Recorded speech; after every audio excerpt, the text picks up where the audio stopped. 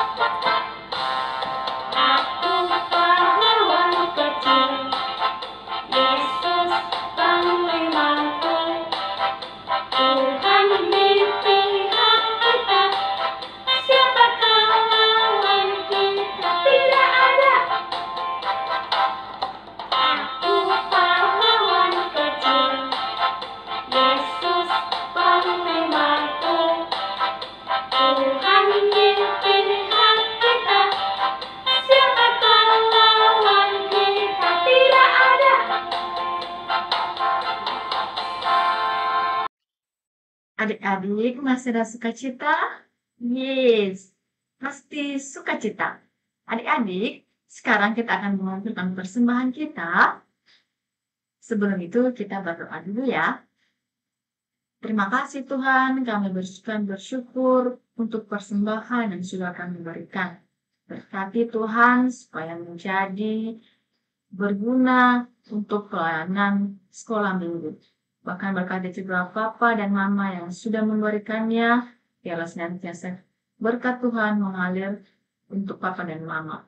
Terima kasih Yesus, inilah persembahan ini kami serahkan dalam tangan pengasihan Tuhan. Amin. Informasi penting untuk persembahan sekolah minggu, mulai minggu ini 24 Oktober 2021, pentransferan uang persembahan dapat dikirim langsung ke nomor rekening Cahaya F. Simanjuntak. Dan setelah mengirimkannya, jangan lupa dilapor dan disertakan bukti pengiriman. Terima kasih atas kerjasamanya. Tuhan Yesus memberkati. Sekarang kita mau mendengarkan firman Tuhan. Kita mau nyanyi apa, Jer? Do, re, mi. Iya, kita sama-sama nyanyi ya. Oke, mulai musik.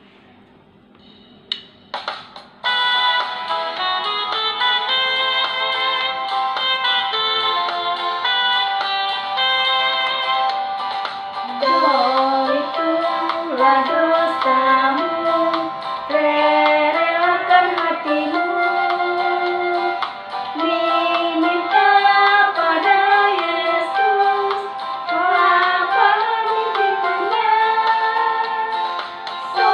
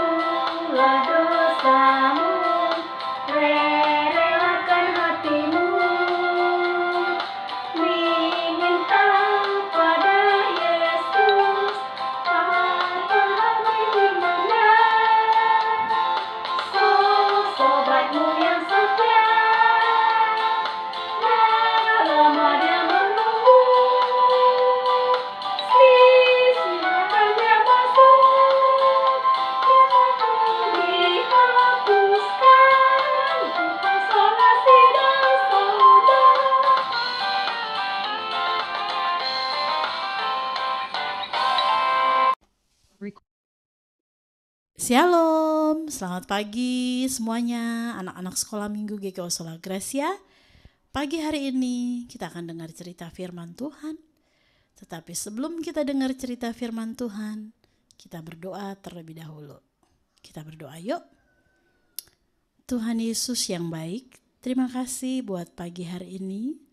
Terima kasih Tuhan, kami mau dengar cerita firman Tuhan.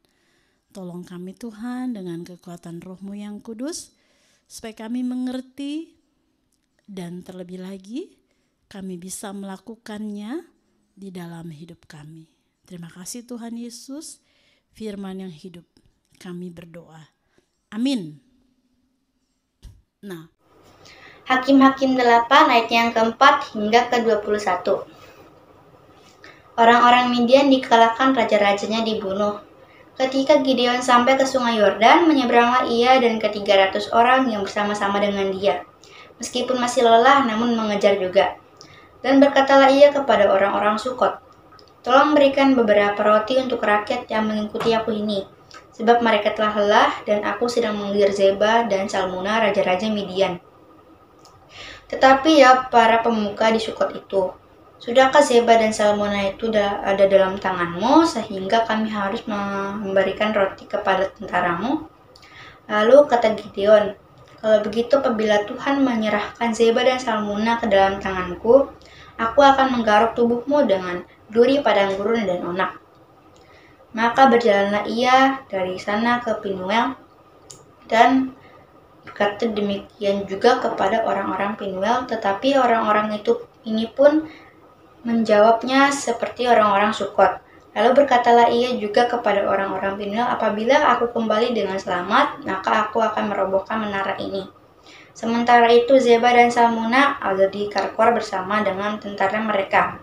Kira-kira 15.000 orang banyaknya, yakni semua orang yang masih tinggal hidup dari seluruh tentara orang-orang dari sebelah timur.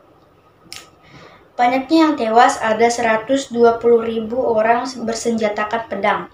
Gideon maju melalui jalan orang-orang yang diam di dalam kemah di sebelah timur Noba dan Yogeba, lalu memukul kalah tentara itu. Ketika tentara itu menyangka dirinya aman, Zeba dan Salmuna melarikan diri. Tetapi Gideon mengejar mereka dan menawan kedua raja Midian itu, yakni Zeba dan Salmuna, sedang seluruh tentara itu dicerai beraikannya. Kemudian kembalilah Gideon bin Yoas dari peperangan dengan melalui pendakian Heres. Ditangkapnyalah seorang muda dari penduduk Sukot. Setelah ditanyai, orang itu menuliskan nama para pemuka dan para tua-tua di Sukot untuk Gideon. 77 orang banyaknya.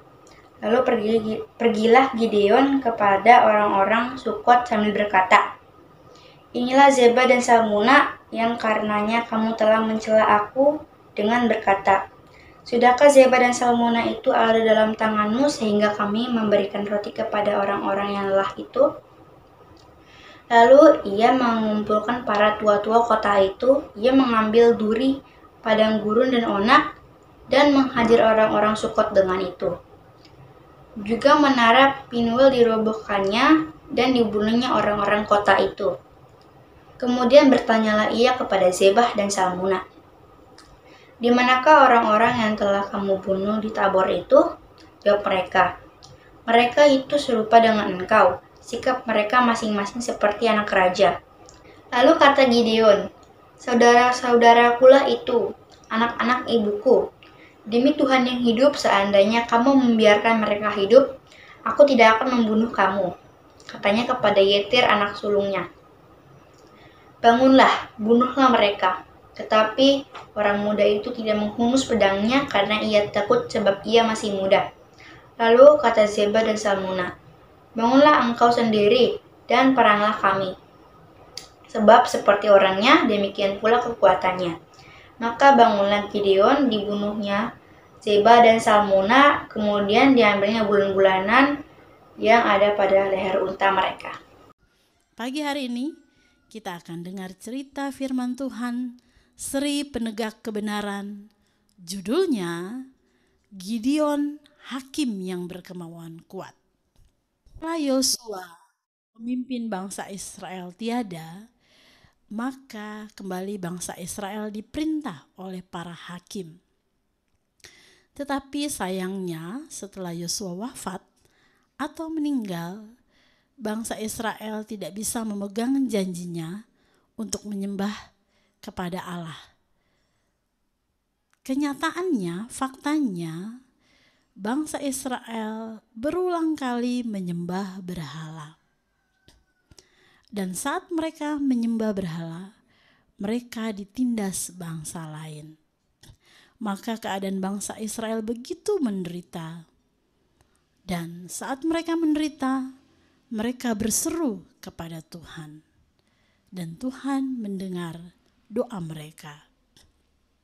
Tuhan mengirimkan seorang hakim untuk menyadarkan mereka, bahkan membebaskan mereka. Dan itu berulang-ulang dari zaman hakim yang satu ke hakim yang lain.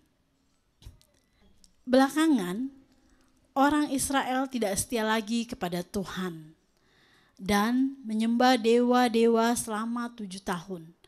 Mereka melakukan apa yang jahat di mata Tuhan. Orang Midian sering merusak panen orang Israel dan mencuri binatang mereka. Maka supaya aman dari orang Midian, orang Israel bersembunyi di gunung-gunung dan di gua-gua. Mereka memohon kepada Tuhan agar Tuhan menolong mereka. Jadi Tuhan menyuruh malaikat menemui seorang pria muda bernama Gideon. Malaikat itu berkata kepada Gideon, Tuhan memilihmu, kamu akan jadi pejuang yang hebat. Gideon berkata, mana mungkin aku bisa menolong orang Israel? Aku bukan siapa-siapa. Gideon adalah seorang pemuda Israel yang hidup di zaman ketika bangsa Israel melakukan apa yang jahat di mata Tuhan. Mereka menyembah berhala, sehingga Tuhan menghukum mereka dengan menyerahkan mereka dikuasai oleh orang Midian. Orang Midian adalah orang-orang yang sering merampas hasil panen orang Israel, dan jumlah mereka sangat banyak. Hal itu membuat orang Israel menjadi takut dan membuat tempat perlindungan di pegunungan dan di gua-gua. Mereka berseru kepada Tuhan, Tuhan tolong. Tuhan pun memilih Gideon untuk menolong orang Israel, memimpin mereka untuk membebaskan mereka dari tangan orang Midian dan mengembalikan mereka untuk percaya kembali kepada Tuhan. Itulah tugas utama Gideon yang menjadi pesan Tuhan. Bagaimana Gideon bisa yakin bahwa Tuhan memilihnya? Gideon meminta tanda. Dia menaruh kain wol di tanah dan berkata kepada Tuhan, Tuhan, besok pagi kalau kain ini basah oleh embun, tapi tanahnya kering, berarti engkau memilih aku. Berarti memang engkau mau supaya aku menolong Israel. Paginya kain itu basah, tapi tanahnya kering. Lalu Gideon melihat, tapi Gideon belum terlalu yakin. Gideon meminta tanda lagi. Dan akhirnya besoknya kain itu yang kering, tapi tanahnya basah. Itu pun terjadi. Gideon akhirnya yakin bahwa Tuhan memang memilihnya. Jadi dia mengumpulkan prajurit untuk melawan Midian. Tuhan berkata kepada Gideon, aku akan membuat orang Israel menang. Tapi karena kamu banyak sekali prajurit, nanti kamu pikir kamu menang karena usahamu dan kamu menjadi sombong. Suruhlah prajurit yang takut untuk pulang. Lalu Gideon berkata kepada para prajurit, siapa yang takut di antara kalian boleh pulang. Dan ternyata 22.000 prajurit pulang dan sisanya 10.000. Lalu Tuhan berkata, masih terlalu banyak prajuritmu. Suruh mereka ke sungai dan minum airnya. Mereka yang minum sambil menjulurkan lidahnya, atau mereka yang minum dengan tangan lalu memasukkan ke mulutnya, kamu harus pilih. Dan ternyata hanya 300 prajurit yang terpilih pada waktu itu. Dan Tuhan berjanji bahwa prajurit itu akan mengalahkan 135 orang prajurit Midian. 300 prajurit, sejumlah besar bangsa Israel yang akan pergi dengan Gideon untuk melawan orang Midian. 300 orang jika dibandingkan dengan prajurit Midian yang tidak terhitung banyaknya, bukanlah hal yang mudah. Namun Tuhan menghendaki demikian, agar ketika Gideon dan ke-300 orang yang menyertai dia mengalami kemenangan, mereka tidak memegahkan diri, namun percaya bahwa Tuhanlah yang menyertai hidup mereka dan memberikan kemenangan itu. Malam itu, ketika Gideon tertidur, Tuhan berkata kepada Gideon, bangunlah, sekarang saatnya untuk menyerang orang Midian. Gideon memberi prajuritnya trompet tanduk dan kendi besar berisi obor. Dia berkata, bangun, lihat saya, dan lakukan persis seperti yang saya lakukan. Gideon meniup trompetnya, menghancurkan kendinya, dan mengayunkan obornya, lalu berteriak, pedang Tuhan dan Gideon. Dan ke-300 prajuritnya juga melakukan itu. Orang Midian ketakutan dan lari terbirit-birit. Keadaannya menjadi kacau, mereka lari ke segala arah. Akhirnya mereka saling menyerang di antara mereka. Sekali lagi Tuhan membantu orang Israel mengalahkan musuh. Gideon bersama ke-300 prajuritnya itu pergi melawan orang Midian. Mereka mengejar Raja Midian yang bernama Zeba dan Salmuna. Meskipun dalam pengejaran itu, Gideon dan ke-300 prajurit mengalami kelelahan. Mereka capek, mereka juga lapar, dan mengalami banyak hambatan. Tetapi Gideon terus berusaha untuk mengejar raja orang Midian, yaitu Zeba dan Salmuna. Dan pada akhirnya mereka menangkap raja-raja Midian itu dan mengalahkannya. Gideon tetap berpegang pada perintah Tuhan, yaitu membebaskan orang Israel dari tangan orang Midian dan membawa mereka untuk percaya kembali kepada Tuhan. Tuhan mengangkat Gideon menjadi hakim atas bangsa Israel, dan Gideon memerintah selama 40 tahun lamanya. Dari cerita ini kita belajar bahwa Tuhan memilih dan menyertai Gideon.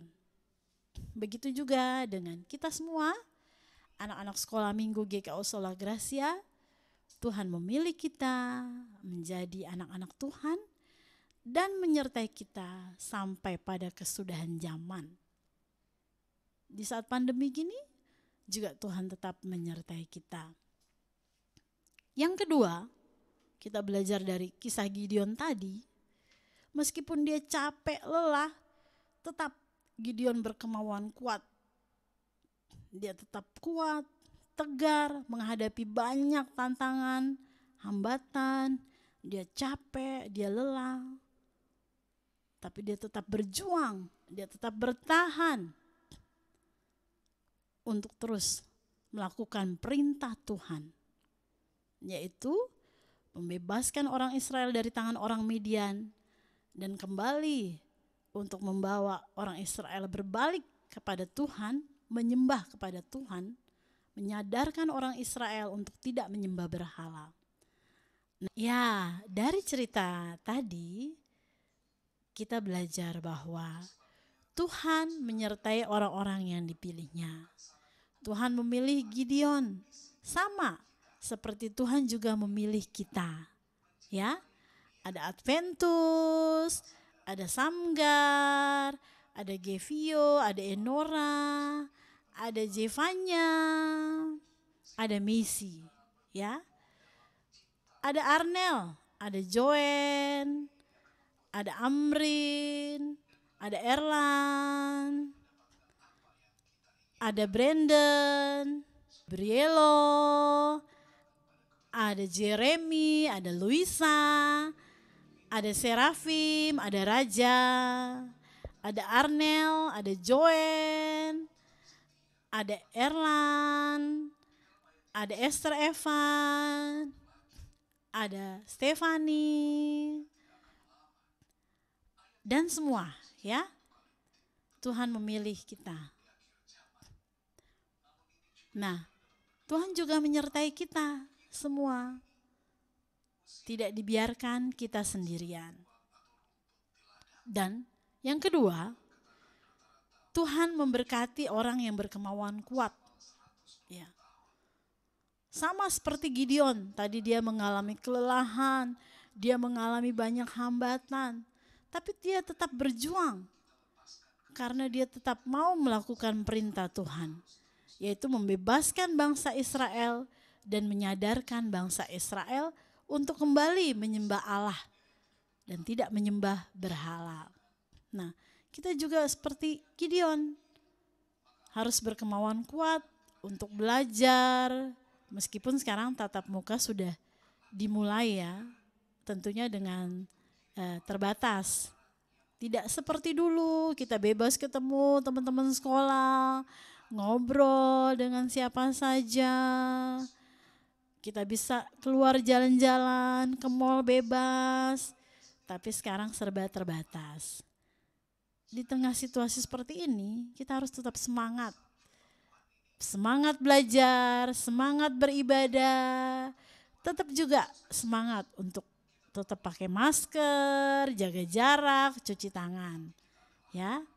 Jadi dari kisah ini kita belajar bahwa Tuhan menyertai kita sekalian, orang-orang yang dipilihnya, dan Tuhan memberkati kita yang berkemauan kuat untuk setiap apa yang kita usahakan ya.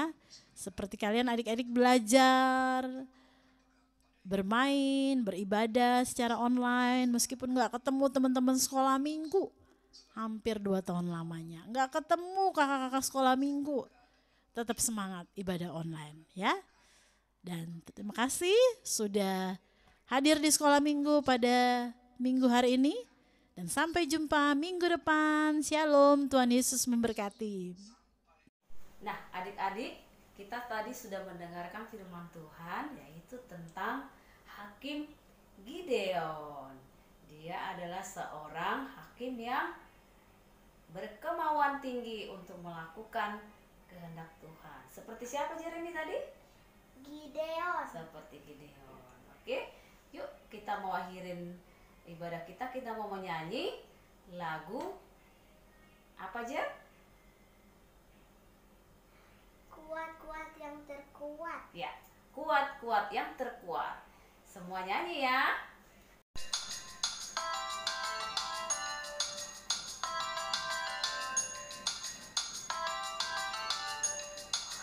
Kuat-kuat yang terkuat, hebat-hebat yang terhebat, besar-besar yang terbesar, itulah Tuhan Yesusku.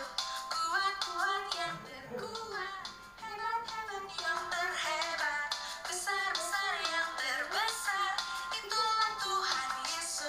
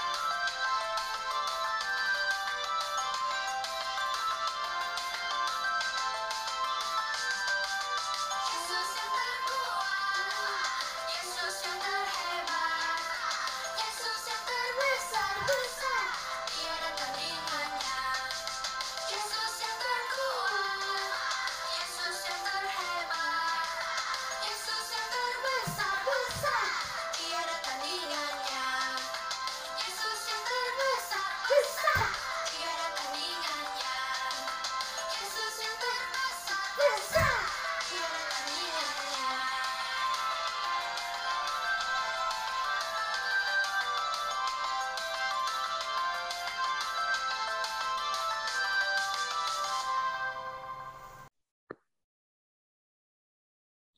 Shalom, selamat hari Minggu, anak-anak sekolah Minggu GKO Sola Gracia. Kita bersyukur kepada Tuhan karena hari ini kita menyembah Tuhan, bernyanyi buat Tuhan, bergembira bersama para guru sekolah Minggu, orang tua dalam menikmati hari Minggu Kudus ini. Firman Tuhan mengingatkan kita bahwa Tuhan itu selalu menyertai orang-orang pilihannya, anak-anak yang dipilih Tuhan. Juga firman Tuhan mengingatkan kita bahwa Tuhan juga menyertai orang-orang yang suka melakukan kehendak Tuhan. Karena itu sebelum kita pulang, mari kita mengucap syukur dalam doa. Kita berdoa. Terima kasih Bapa di sorga karena anak-anak kami boleh bersuka cita mendengar firman Tuhan, bernyanyi untuk Tuhan.